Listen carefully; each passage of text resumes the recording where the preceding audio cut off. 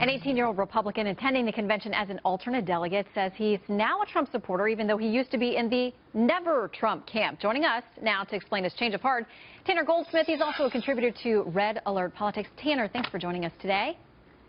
Hey, Shannon, how are you? I'm great. Now, listen, when I read about your story, basically you said the 17 GOP folks that were out there up for grabs on this nomination, Mr. Trump was 17 by a distant margin for you.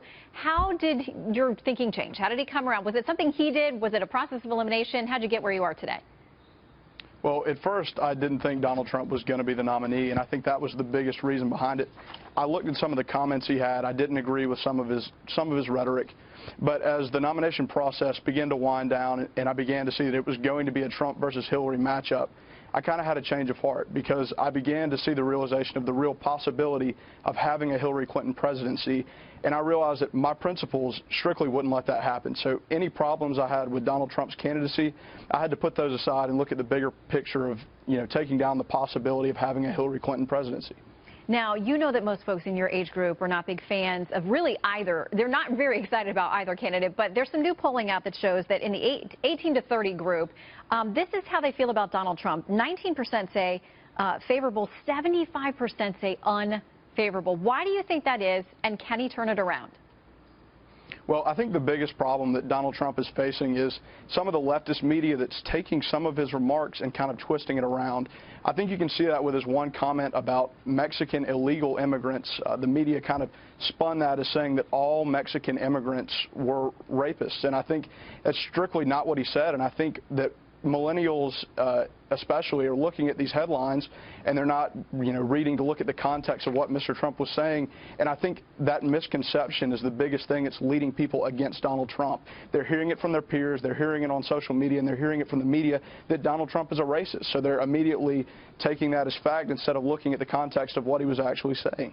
Well, and it looks like when you look at millennials across the board, I mean, only about a third of them say that they can identify or lean in any way towards the Republican Party. So is it a bigger problem with not just Mr. Trump, but the party as well, at least in connecting with younger voters? Exactly. And I think the problem with my generation is we have an extremely socially conscious generation. The millennials are known for being extremely socially conscious. So the problem with that is the Republican Party is out of tune with many of the liberal views that these millennials are adopting. But I think the Republican Party, when you look at it, a lot of millennials agree with some of the base issues, some of the economic issues, I think the safety issues of the Republican Party. The problem is just translating that into making the Republican brand favorable again. And I think that's the biggest issue that the Republican Party is going to have to tackle. We're going to have to look at things from different standpoints. We're going to have to showcase the younger people getting involved, because I think there's a stereotype about the Republican Party right now, and I think it's not inclusive. And I think that people like me and other delegates that are going to the convention that aren't your stereotypical Republican voter are going to have to speak out and say the Republican Party wants to include everyone. And I think we're going to have to make a push if we're going to get the millennials on our side. I think that's the biggest thing. Tanner, you're 18. You're about to go to the RNC. Why in the world are you interested in this, involved in this? I mean, because you're not just, casually reading some articles. Like, you're going to be an alternate delegate.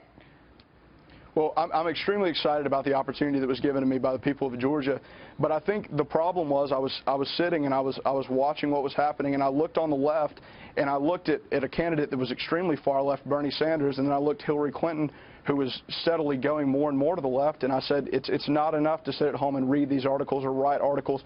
I want to get involved. I want to show other millennials that the Republican Party is willing to take in younger voters to have a direct say in where our party's going.